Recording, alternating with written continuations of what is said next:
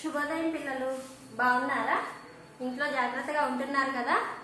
సరే, ఈరోజు మనం ఒక కొత్త అంశం గురించి తెలుసుకుందాము మరియు నేర్చుకుందాము. సరేనా? ఇప్పుడు మనం ఇంతకు ముందు తరగతిలో వానదేవుడు ఆ గేయాన్ని నేర్చుకున్నాం కదా. మీ అందరూ కూడా అది పాడడం నేర్చుకోండి. సరేనా? ఇప్పుడు నేను మిమ్మల్ని కొన్ని ప్రశ్నలు అడుగుతాను, వాటికి సమాధానం చెప్పండి. సరే? మీరు ఎప్పుడైనా మహాభారతం, రామాయణం, భగవద్గీత అలాంటి పుస్తకాలు, గ్రంథాల పేర్లు విన్నారా? విన్నారా? సరే, రామాయణంలో రామాయణ గ్రంథంలో ఎవరి గురించి తెలియజేస్తుంది? రాముడు, ఇంకా సీత, హనుమంతుడు, ఇంకా రావణాసురుడు. ఇలా రాముడు, రావణాసురుడు, రాముడు బాల్యం నుంచి జీవిత గాథంతా కూడా తెలియజేసే గ్రంథం రామాయణం. మహాభారతంలో శ్రీకృష్ణుడు. ఇంకా మీరు చూస్తారు కదా, మనకి సిరీస్ లాగా వేస్తున్నారు కదా, సీరియల్ లాగా మహాభారతాన్ని. అవునా? కార్టూన్లో కూడా వస్తుంది. చూసారు ఎవరైనా? ఇంకెవరుంటారు చెప్పండి? శ్రీకృష్ణుడు, అర్జునుడు, ఇంకా దుర్యోధనుడు. ఇలా అంటే ఈ అర్జునుడు, దుర్యోధనుడు అంటే అర్జునుడు వాళ్ళని పాండవులని, ఈ దుర్యోధనుడు వాళ్ళని కౌరవులని అంటారనమాట. అంటే కౌరవుల గురించి, పాండవుల గురించి తెలియజేసేది మహాభారతం. అర్థమైందా? కౌరవుల గురించి, పాండవుల గురించి తెలియజేసేది మహాభారతం. రాముడు, రావణాసురుడు, హనుమంతుడు వాళ్ళ గురించి తెలియజేసేది రామాయణం. అవునా? ఇప్పుడు పాండవుల్లో మీకు ఎవరి పేర్లైనా తెలుసా? తెలిస్తే చెప్పండి, తెలియపోయినా వాళ్ళది. ఎవరికైనా తెలిస్తే చెప్పండి. అర్జునుడు, ధర్మరాజు. ఇప్పుడు పాండవుల్లోనే చాలా బలంగా, పుష్టిగా, ఎత్తుగా అతని యొక్క ఆయుధం గద అన్నమాట. అలా ఎవరైనా ఆయన పేరు తెలుసా మీకు? ఎవరికైనా? ఇప్పుడు ఎవరైనా మనుషులు లావుగా, బొద్దుగా, ఎత్తుగా ఉన్న వాళ్ళని అతనితో పోలుస్తారనమాట. ఆ అబ్బాయి చూడండి అమ్మా, అచ్చం భీముల్లా ఉన్నారు అంటారు. అవునా? అంటే ఏంటి? ఎవరైనా లావుగా, బొద్దుగా, ఎత్తుగా, బలంగా ఉన్న వాళ్ళని ఎవరితో పోలుస్తారు? భీముడితో. ఎవరితో? భీముడితో.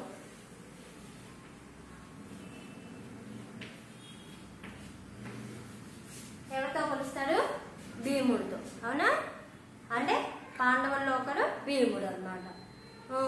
ఇంకా ఇప్పుడు మనం మహానటి సినిమా చూసారు కదా, మీరు అందరూ చూసారా? ఎవరిది? సావిత్రి బయోపిక్. అవునా? ఇప్పుడు ఎలా బయోపిక్ లో వాళ్ళ యొక్క జీవిత గాథని ఏ వయసు నుంచి చూపిస్తారు చెప్పండి? చిన్న వయసు నుంచి చూపించారు. అవునా? సావిత్రి యొక్క వయసు చిన్న పిల్లకాడి నుంచి పెద్ద అయ్యేదాకా చూపించారు. అవునా? ఈ చిన్న వయసులో ఉన్న వాళ్ళని ఏమంటారు? పిల్లలు. ఇంకా బాలలు. ఏమంటారు? బాలలు.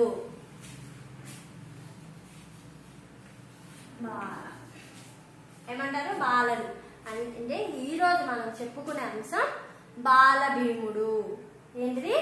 ఈరోజు మనం చెప్పుకునే అంశం బాలభీముడు. ఈ బాలభీముడు రెండవ పాఠం అన్నమాట. ఈ బాలభీముడు పాఠం యొక్క ముఖ్య ఉద్దేశం ఏమిటి అంటే, ఈ భీముడి యొక్క బాల్యంలో ఎలా ఉండేవాడు, ఏం చేసేవాడు, అంటే ఆయన బాల్యం వయసులో ఎలా ఉండేవాడు, ఆయన బాల్యం గురించి కొంత తెలుసుకోవటమే ఈ పాఠం యొక్క, తెలియజేయటమే ఈ పాఠం యొక్క ముఖ్య ఉద్దేశం అన్నమాట. అర్థమైందా? భీముడి యొక్క బాల్య వయసు గురించి తెలుసుకోవటమే ఈ పాఠం యొక్క ముఖ్య ఉద్దేశం. అర్థమవుతుంది కదా? అందరూ కూడా ఇప్పుడు నేను ఒక బొమ్మను చూపిస్తాను.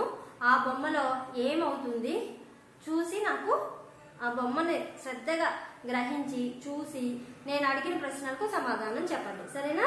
చూడండి, మీ అందరికి ఈ బొమ్మ కనిపిస్తుందా? ఈ బొమ్మలో ఏమేమి కనబడుతున్నాయి చెప్పండి? పిల్లలు, చెట్లు, గద, పక్షి, ఇంకా ఆశ్రమం, జంతువులు, ఋషులు. అవునా? సరే, ఈ పిల్లలు ఈ బొమ్మలోని సంఘటన ఇది ఎక్కడ జరుగుతుంది? పిల్లలు ఏం చేస్తున్నారు చెప్పండి? ఎక్కడ జరుగుతుంది? ఒక ఆశ్రమంకి ముందు జరుగుతుంది. అవునా? ఏం చేస్తున్నారు? పిల్లలు కొట్లాడుకుంటున్నారు, గొడవ పడుతున్నారు. అవునా? ఒక్కతను గద పెట్టి అందరినీ కొడుతున్నాడు, అందరూ కింద పడిపోయి ఉన్నారు కదా. ఈ బొమ్మను చూసి 4 వాక్యాలు రాయండి. మీకు ఏదైనా కానీ 4 వాక్యాలు రాయండి. ఏం చెప్పండి? అక్కడ అందరూ పిల్లలు ఉన్నారు, పిల్లలు గొడవ పడుతున్నారు, ఇంకా జంతువులు గడ్డి తింటున్నాయి, పక్షి ఎగురుతుంది, చెట్టుకి పూలు పూసాయి, ఋషులు చూస్తున్నారు. అవునా? ఇలా మీకు ఏ వస్తే ఆ వాక్యాలు రాయొచ్చు అనమాట. ఆ బొమ్మను చూసి మీకు ఇష్టమైనన్ని వాక్యాలు రాయొచ్చు. అర్థమవుతుందా? ఇప్పుడు నేను పాఠాన్ని ప్రారంభిస్తున్నాను. చూడండి, మీరందరూ కూడా మీ వేలుని నేను చదివే దగ్గర పెట్టి నాతో పాటు మీ వేలును జరుపుతూ చూడండి. సరేనా? ఒకరోజు కుంతీదేవి తన కొడుకును భుజం మీద ఎత్తుకొని పూల తోటకు పోయింది. నడుస్తుంటే కాలుకు రాయి తగిలింది. ఆమె అడుగు తడబడింది. చేతులు పట్టు తప్పి పిల్లగాడు పెద్ద బండ మీద పడ్డాడు. అయ్యో, నా చిట్టి తండ్రికి ఏమైందో అని కుంతీదేవి ఆగమాగమైంది. ఎవరు?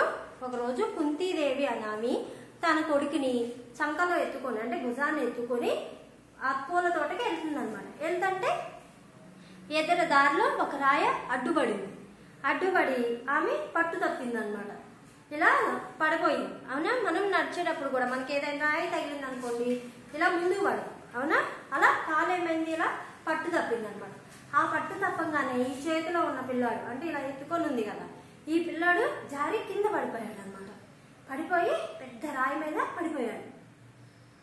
అయ్యో, నా చిట్టి తండ్రికి ఏమైందో అని వాళ్ళ అమ్మ ఏమైంది, పడిపోగానే అమ్మో నా బిడ్డకి ఏమైందో, నా చిట్టి తండ్రికి అని కంగారు పడిపోయింది అనమాట. కుంతీదేవి ఆగమైందంటే ఏంటి, కంగారు పడిపోయింది. అమ్మో నా బిడ్డకి ఏమన్నా దెబ్బ తగిలిందేమో. చూడండి, ఇప్పుడు మనం పడిపోయినా కూడా అందరూ పరిగెత్తుకుంటూ వచ్చి దెబ్బ తగిలిందా ఎక్కడ తగిలిందా అని అడుగుతారా? అలాగే కుంతీదేవి కూడా తన బిడ్డ జారిపై పడిపోగానే అమ్మో చిట్టి తండ్రి ఏమైంది అని చెప్పేసి ఎత్తుకొని చూస్తుంది అనమాట. కంగారు పడిపోయింది అనమాట, పిల్లోడికి ఎక్కడ దెబ్బ తగిలిపోయిందా అని. అంటే అక్కడ ఆగమాగం అంటే ఏంటి, కంగారు పడడం అనమాట.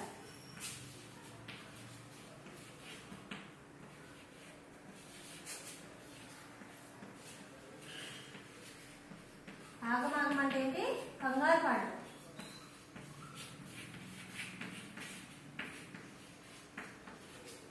కంగారు పడడం. వెంటనే బాధపడుకుంటూ బాలుని ఎత్తుకుంది. ఆశ్చర్యం, బాలునికి ఏమీ కాలేదు. కానీ ఆ బాలుడు పడ్డ పెద్ద బండరాయ పగిలి ముక్కలయ్యింది. అంటే వెంటనే బాబుని ఎత్తుకొని, బాబు ఏమైనా అయిపోయింది, తగిలిందా దెబ్బ అని చెప్పేసి గబగబా పిల్లాన్ని ఎత్తుకుంది అనమాట. ఎత్తుకొని చూస్తుంది ఆశ్చర్యంగా. పిల్లవాడికి ఏమీ కాలేదు, ఆ బాలుడికి ఏమీ అవ్వలేదన్నమాట. ఆ బాలుడు పడ్డ రాయి ఉంది కదా, బండరాయి మీద పడిపోయాడు కదా, ఆ రాయి ఏమైంది, ముక్కలు అయిపోయింది అనమాట. బాలుడు హాయిగా నవ్వుతున్నాడు. ఆ పిల్లాడు ఏం చేస్తున్నాడు, చక్కగా నవ్వుతున్నాడు అనమాట. అది చూసి అందరూ ఆశ్చర్యపోయారు. ఆ చుట్టుపక్కల ఉన్న వాళ్ళందరూ కూడా చూసి ఆశ్చర్యపోయారు అనమాట.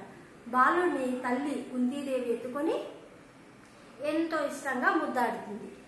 అంటే బాలుని పిల్లాడిని తీసుకొని ఎత్తుకొని తల్లి అమ్మో నీకు ఎటువంటి దెబ్బ తగలేదురా చిట్టి తండ్రి అని చెప్పేసి ముద్దాడుతుంది. ఆ బాలుడే బాలభీముడు. ఆ బాలుడు ఎవరు, బాలభీముడు. అర్థమైందా?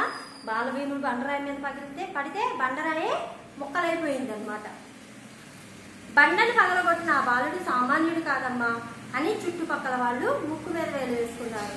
పెద్దవాడ యొక్క కొండల్ని పిండి చేసే గొప్పవాడవుతాడని పొగిడారు. అంటే అందరు చూసిన వాళ్ళందరూ కూడా ఆశ్చర్యపోయారనమాట. ఏమని, అమ్మో ఈ పిల్లోడు సామాన్యుడు కాదు, రాయే ముక్కలైపోయింది, పెద్దోడైన తర్వాత పెద్ద పెద్ద కొండలను కూడా పిండి చేస్తాడు అని అందరు ఆశ్చర్యపోయి ఇలా ముక్కు మీద వేలు వేసుకున్నారనమాట. చూడండి, ఏదైనా కొత్త ఆశ్చర్యగా చెప్తే అవునా అలా జరిగిందా అంటారేనా, మూతి మీద వేసుకుంటారు చూడండి ముక్కు మీద కొంతమంది పెద్దోళ్ళు. అంటే కొండల్ని పిండి చేసి గొప్పవాడవుతాడంటే కొండల్ని పిండి చేయటం కాదు, ఏంటంటే ఏదైనా పనిని ఎంత బలమైన ఎంత కష్టమైన పనిని కూడా చేయగలుగుతాడు అని, గొప్పవాడవుతాడు అని, ఏదైనా కానీ చేయగలుగుతాడు అని అర్థం అన్నమాట అని పొగిడారు. తండ్రి పాండురాజుకి ఈ విషయం తెలిసింది. బాలభీముడు బలాన్ని చూసి మురిసిపోయాడు. ఇక తల్లి వెళ్ళి చెప్పింది, ఇలా బాబు పడిపోయాడు, ఆ బండరా ఇలా అయిపోయింది అని తండ్రికి చెప్పింది. తండ్రి ఎవరు? పాండురాజు. ఎవరు? పాండురాజు. తండ్రి ఎవరు?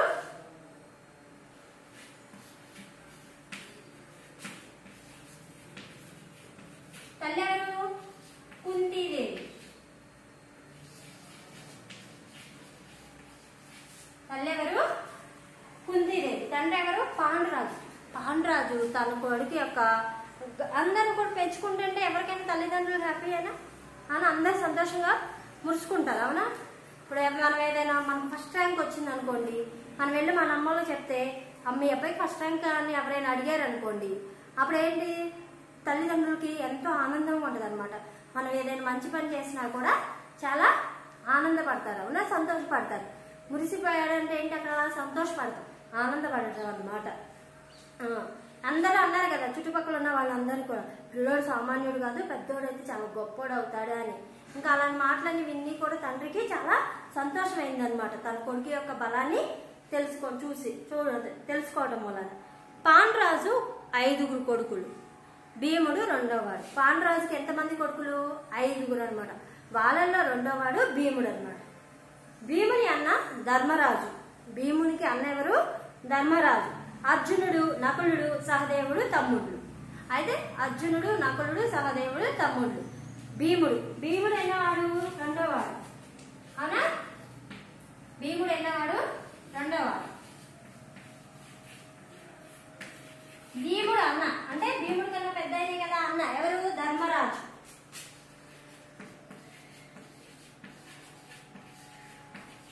భీముడు అన్న ధర్మరాజు. ఇంకా 3 అర్జునుడు,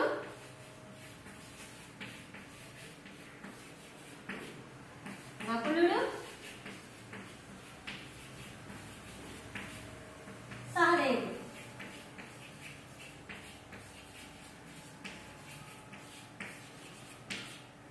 అవునా? భీముడికి అన్నెవరు? ధర్మరాజు. అర్జునుడు, నకులుడు, సహదేవుడు తమ్ముళ్ళు. మొత్తం పాండురాజుకి ఎంతమంది కొడుకులు అనుకున్నాం? 5. అవునా? ఎంతమంది? 5. పాండురాజుకి ఎంతమంది కొడుకులు? 5. చూడండి, మొదటి వారు ఎవరు? ధర్మరాజు. 2 భీముడు, 3 అర్జునుడు, 4 నకులుడు, 5 సహదేవుడు. అర్థమైందా? పాండురాజు యొక్క కొడుకులు ఎవరు? ధర్మరాజు, భీముడు, అర్జునుడు, నకులుడు, సహదేవుడు. అర్థమైందా? పాండురాజుకి ఎంతమంది కొడుకులు? 5. వాళ్ళు ఎవరు? ధర్మరాజు, భీముడు, అర్జునుడు, నకులుడు, సహదేవుడు. అవునా? వీళ్ళు ఈ 5 పంచ పాండవులు అంటారనమాట. ఈ 5 ఏమంటారు? పంచ పాండవులు.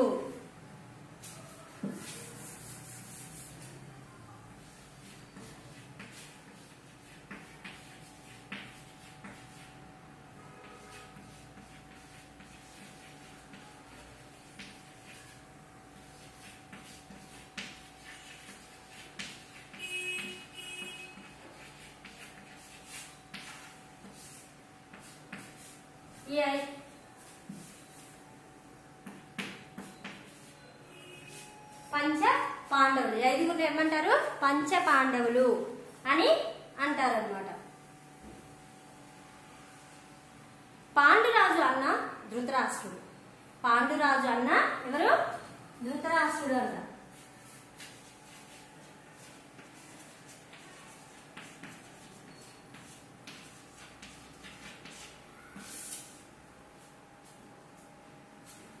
పాండురాజు అన్న ధృతరాష్ట్రుడు. ఆయన హస్తినాపురానికి రాజు. ధృతరాష్ట్రునికి 100 కొడుకులు. 100 అంటే 100 అంటే ఎంత? 100. 100 అంటే ఎంత? 100. 100 అంటే 100 మంది కొడుకులు అన్నమాట. ఎంతమంది? 100 మంది. ఎవరికి? ధృతరాష్ట్రునికి. ధృతరాష్ట్రునికి 100 మంది కొడుకులు. వారిని కౌరవులు అనేవాళ్ళు అనమాట. వారిని ఏమంటారు? కౌరవులు. కౌరవులు అనేవారు అంటారు. కౌరవుల్లో పెద్దవాడు దుర్యోధనుడు. ఆ కౌరవులలో పెద్దవాడు దుర్యోధనుడు అన్నమాట.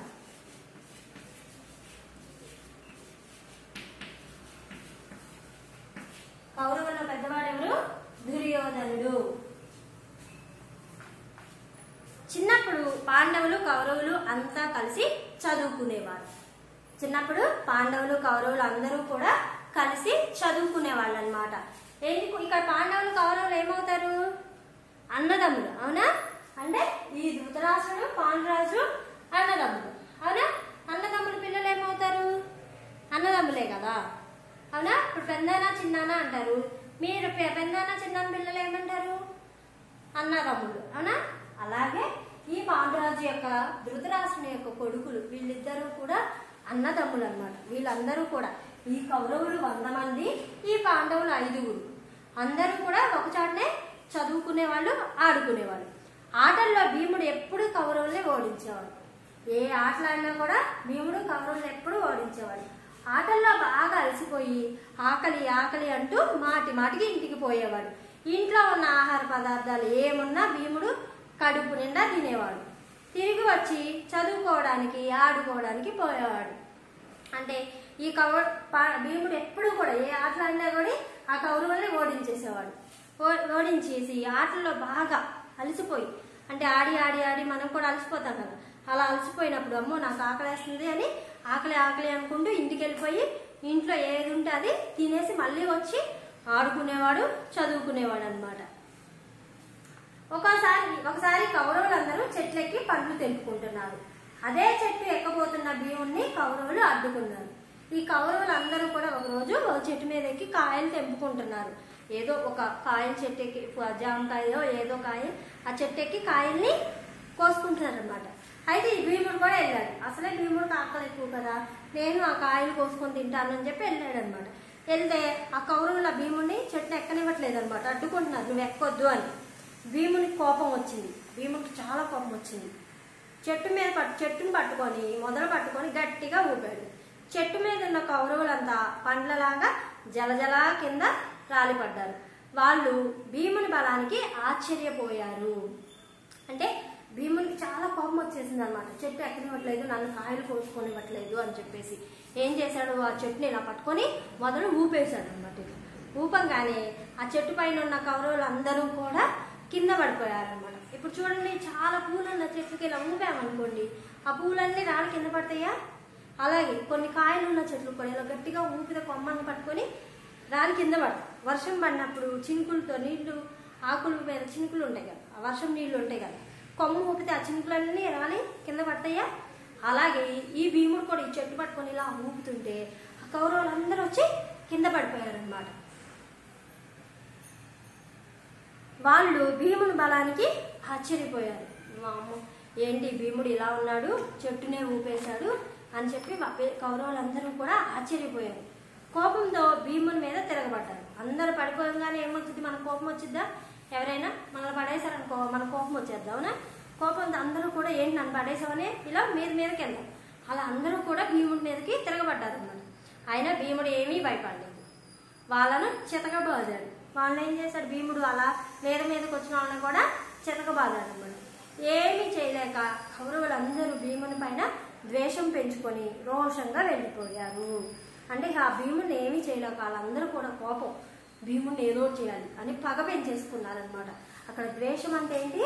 పగ.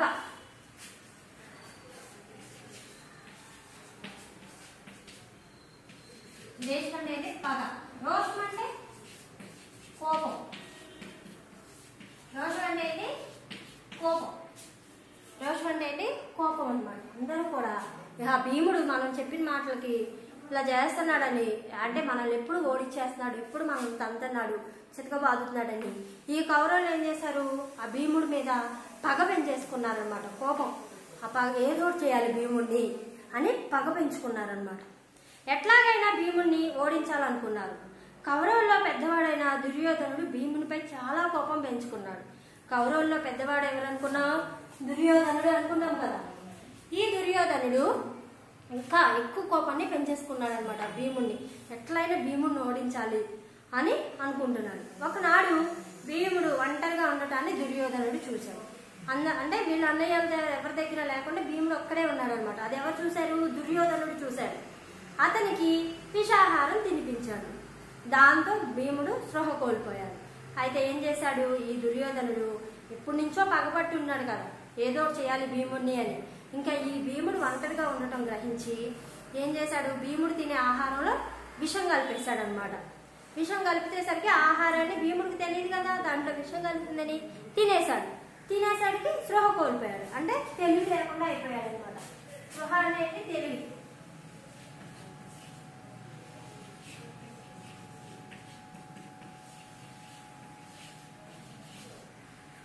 తెలివి కోల్పోయాడు. అప్పుడు కౌరవులందరూ కలిసి భీముడిని తీగలతో బంధించారు. ఇక కౌరవులందరూ ఏం చేశారు?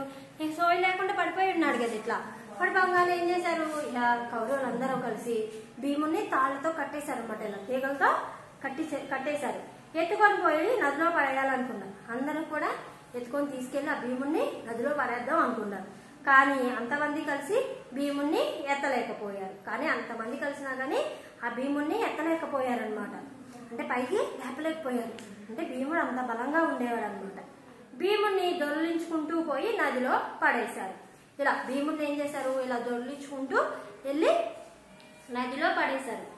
భీముడు అడుగున ఉన్న పాతాళలోకానికి పోయాడు. భీముడు అడుగున ఉన్న పాతాళలోకానికి పోయాడు. మనం అంటారు చూడండి, పైన ఏమో స్వర్గలోకం, ఇదేమో భూలోకం, కింద ఏమో పాతాళలోకం ఉందా అంటారా? అలా ఏంటి అంటే ఆ సముద్రంలో పడైతే ఆ సముద్రం అడుగున పాతాళలోకం ఉంటే ఆ పాతాళ లోకంలోకి ఈ భీముడు వెళ్ళాడు అని. అక్కడ ఉన్న విష సర్పాలు భీముల్లో ఉన్న విషాన్ని పీల్చివేశాయి. అక్కడ ఉన్న విష సర్పాలు అంటే విషంతో కూడుకున్న పాములు అన్నమాట. సర్పం అంటే ఏంటి? అక్కడ పాము.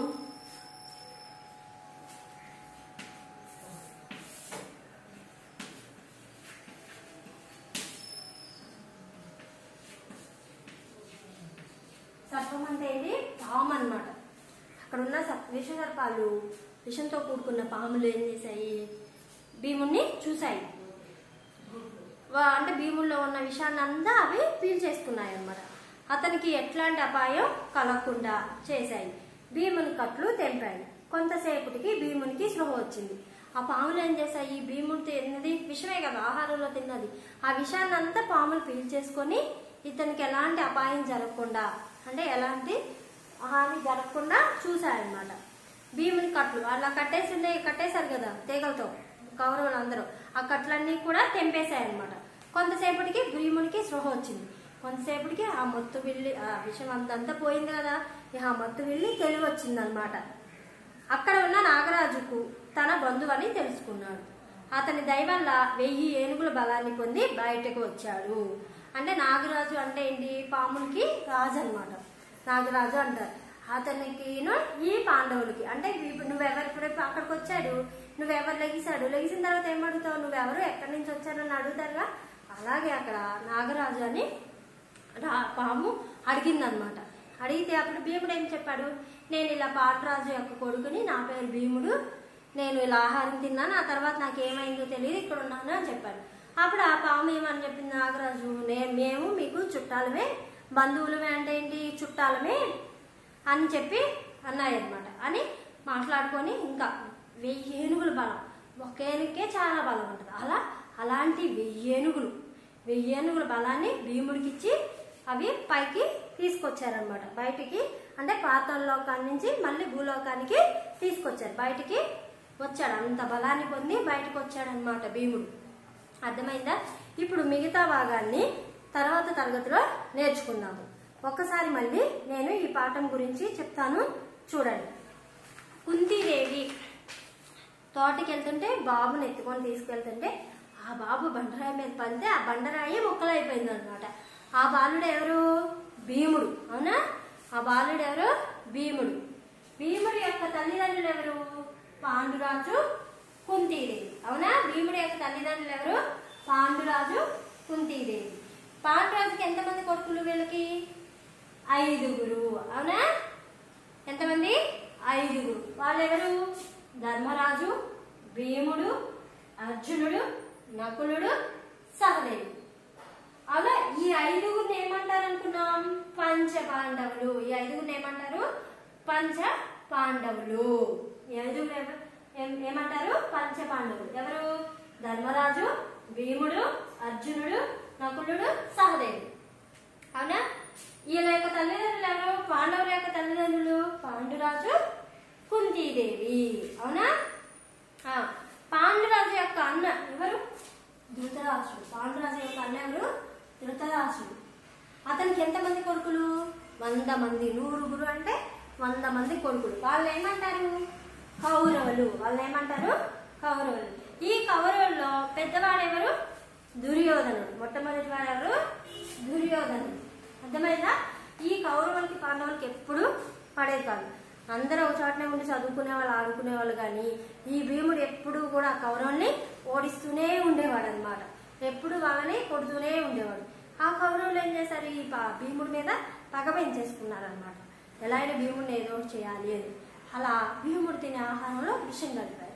ఆ విషం తినడం వల్ల భీముడిని ఏం చేశారు? విషం తిన్న ఆహారం తిన్నాక భీముడు స్పృహ కోల్పోయాడు. ఆ భీముడిని ఏం చేశారు? కట్టేసి నదిలో పడేస్తారు. ఆ నదిలో పడేసరికి భీముడు పాతాళ లోకంలో వెళ్తే అక్కడ విష సర్పాలకు రాజైన నాగరాజుని మేము మీరు బంధువులమే, అంటే చుట్టాలమే అని చెప్పి ఈ భీముడికి ఇంకా బలాన్ని, 1000 ఏనుగుల బలాన్ని ఇచ్చి ఆశీర్వదించి మళ్ళీ బయటికి పంపిస్తాడు అనమాట. భీముడు అలా మళ్ళీ బయటికి వచ్చేస్తాడు. అర్థమైంది కదా? ఇప్పుడు మనం దీంట్లో కొన్ని అర్థాలు రాసుకున్నాం కదా, వాటిని చూడండి. ఆగమాగం అంటే ఏంటి? కంగారు పడటం. 100 అంటే 100. ద్వేషం అంటే పగ. రోషం అంటే కోపం. స్పృహ అంటే తెలివి. సర్పం అంటే పాము. అర్థమైంది కదా? మీరందరూ కూడా ఒక్కసారి ఈ పాఠాన్ని చదవండి. చదివి అర్థం చేసుకోండి. మీకు నేను చెప్పాను కదా, ఇప్పుడు మీరు కూడా చదివితే మీకు ఇంకా ఎక్కువగా గుర్తుంటుంది. అర్థమవుతుంది కదా? అందరూ కూడా ఒక వర్క్షీట్లు మేము పంపిస్తున్నాం కదా, ఇప్పుడు జరిగిన పాఠం వరకు కూడా నేను వర్క్షీట్ పంపడం జరుగుతుంది. ఆ వర్క్షీట్ మీరు రాసి మళ్ళీ నాకు పంపించాలి. అందరూ కూడా వర్క్షీట్లు రాయండి. మీకు వచ్చిన వర్క్షీట్ రాసి నాకు పంపించండి. సరేనా?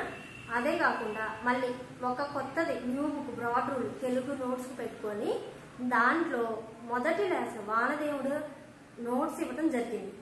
ఆ వానదేవుడు నోట్స్ని నీట్గా రాసుకోండి. తర్వాత మనకి స్కూల్ ఎప్పుడు రీఓపెన్ అయితే అప్పుడు అదే బుక్లో మనం కంటిన్యూ చేసుకుందాం. సరేనా? ఆ బుక్ను వేస్ట్ చేయొద్దు. అదే బుక్లో మళ్ళీ రీఓపెన్ తర్వాత మనం కంటిన్యూ చేసుకుందాం. ఈ పిచ్చి పిచ్చి పేపర్ల మీద రాసి మీరు అంటే మళ్ళీ ఎప్పుడైనా మీకు రాసుకున్నారనుకో నోట్స్ చదువుకోవడానికి ఉంటుంది. అర్థమవుతుంది కదా? మళ్ళీ ఒకసారి చదువుకోవటానికి ఉంటుంది. అందుకని ఏదైనా ఒక బుక్ నీట్గా తెలుగుకి బ్రాడ్ రూల్ బుక్ పెడతాం కదా, అలాంటి బుక్ ఒకటి పెట్టి మొదటి పాఠం నోట్స్ ఇవ్వడం జరిగింది కాబట్టి అది నీట్గా రాసుకోండి. తర్వాత దాన్ని ఎప్పుడు స్కూల్ రీఓపెన్ అయితే దాంట్లోనే మనం మిగతా లెసన్స్ని కంటిన్యూ రాసుకుందాం. సరేనా? అందరూ కూడా ఒక్కసారి ఈ పాఠాన్ని చదవండి. మిగతాది తర్వాత తరగతిలో నేర్చుకుందాము. సరే కదా? అర్థమైంది కదా? వర్క్షీట్లు ప్రతి ఒక్కరు కూడా వర్క్షీట్స్ రాసి పంపించాలి. అందరూ కూడా వర్క్షీట్లు రాసి పంపించండి. ధన్యవాదాలు.